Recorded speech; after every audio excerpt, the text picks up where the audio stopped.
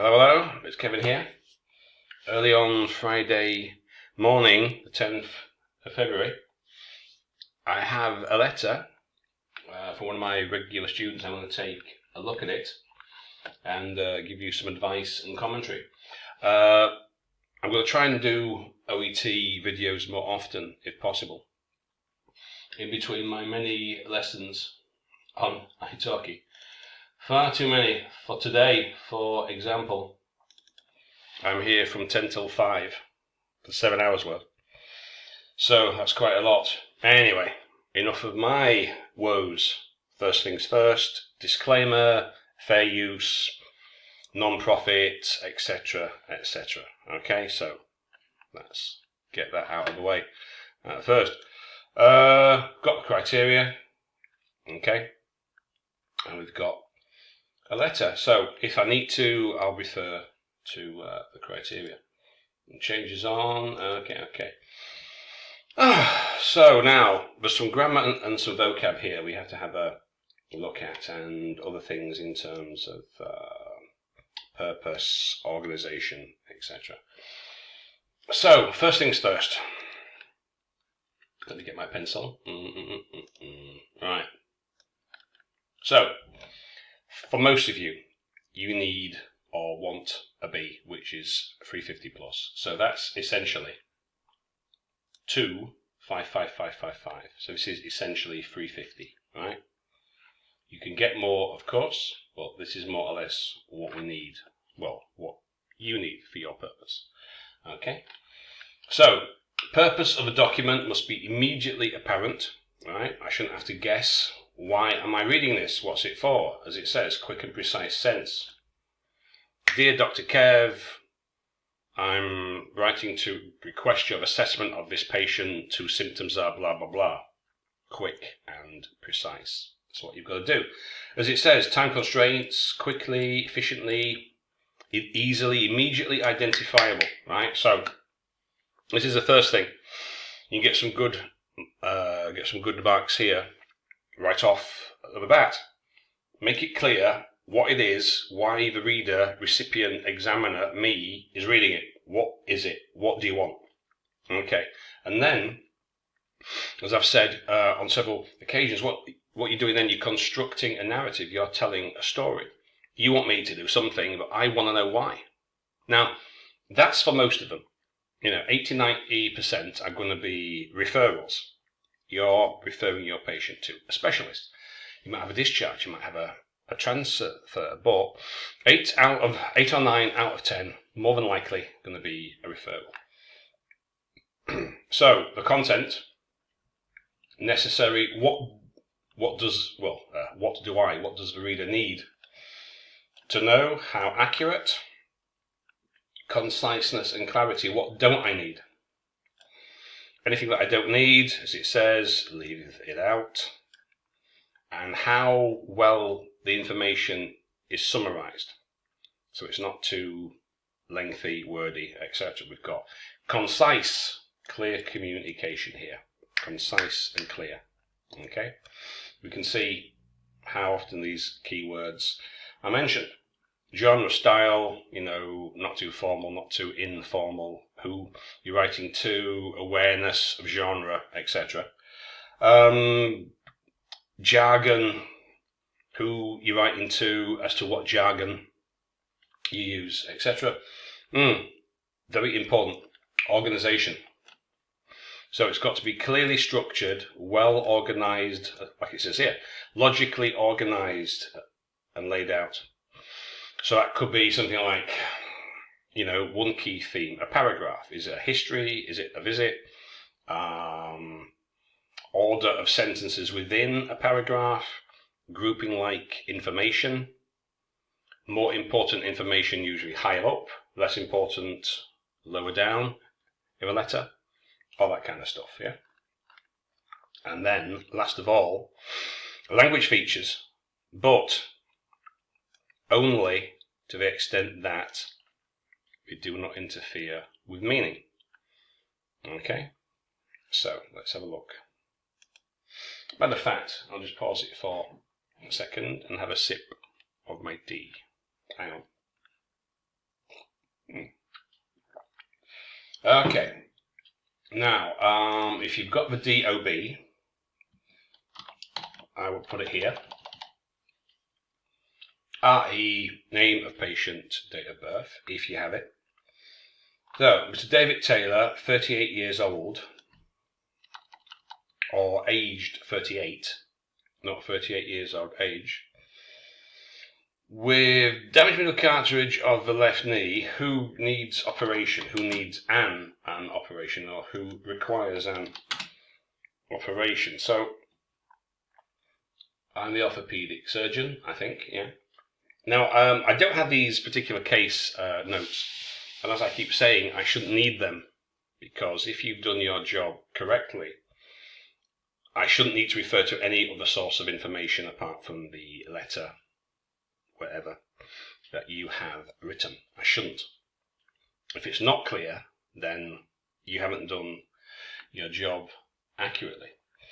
So, who needs an operation? Okay, at the first time. Alright, well, you could either say, so if there's more than one, you could say initially.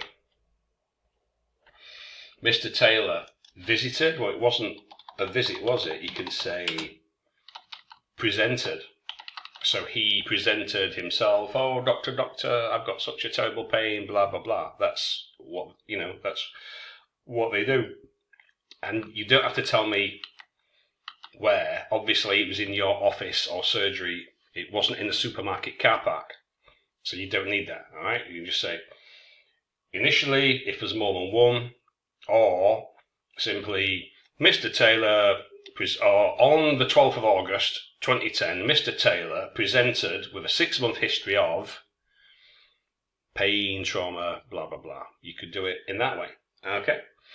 Presented to my office, Mr. Taylor presented on 12th of August with a 6-month history of trauma and complaint, or complaints of the left knee joint pain,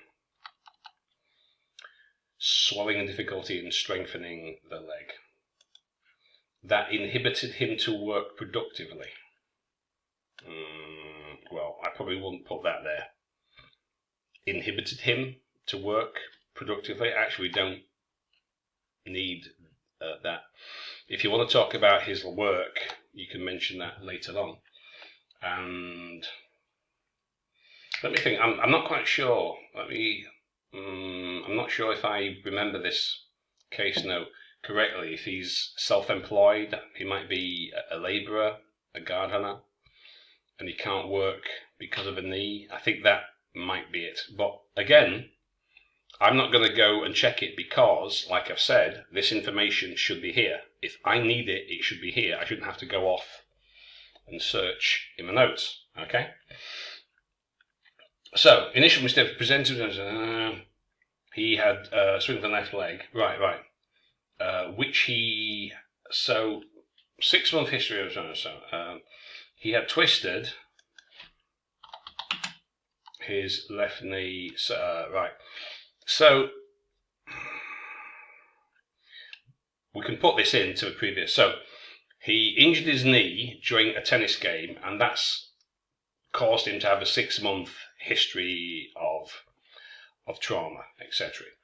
So, Mr. Taylor presented with a 6-month history of trauma, complaints of strengthening the leg.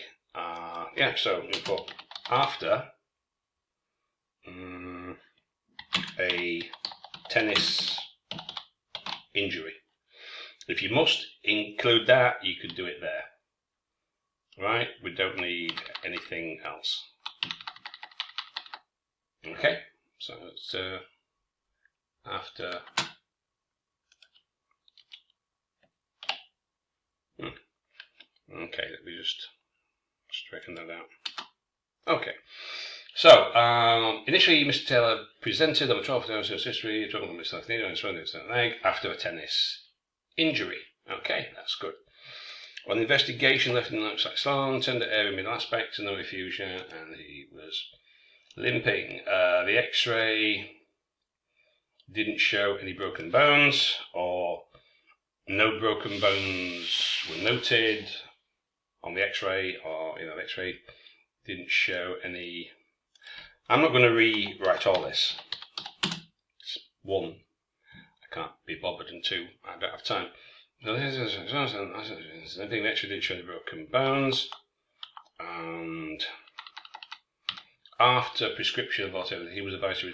Okay. Now, reduce smoking. Okay, now I don't know. Presumably, if you gave him this advice, he must be a smoker. But still, I'm the surgeon, and you want me to take a look at his knee.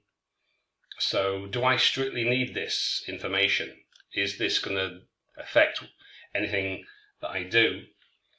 I mean, I know some people won't perform some surgery on people if they are smokers, so I'm not sure, so it's like, where's this information got from? Because it seems to have just been dropped in with no previous mention. Now, reduce, so again, right, it's like I say, if when the reader, me, examiner, has to start scratching his head and asking questions, so was he a heavy smoker before? Why didn't you mention this? Is it important? Why do I? If we're doing this, then it's not clear. It's not as clear as it could be. That's what you've got to think about. There's no connection. It just seems like that has been dropped in. So that's what I'm saying. That's nothing. No broken bones. Prescription. It was advised to reduce smoking and revisit if there was no improvement. Okay, so I'm just have this to make again. As his condition had not improved. Join your sentences. Condition, so I would use had not improved. I would use past perfect there. Had not improved. And you don't need to say properly, because how else could it improve? Alright? Which ever it began, this condition had not improved. And knee swelling and tenderness were persistent.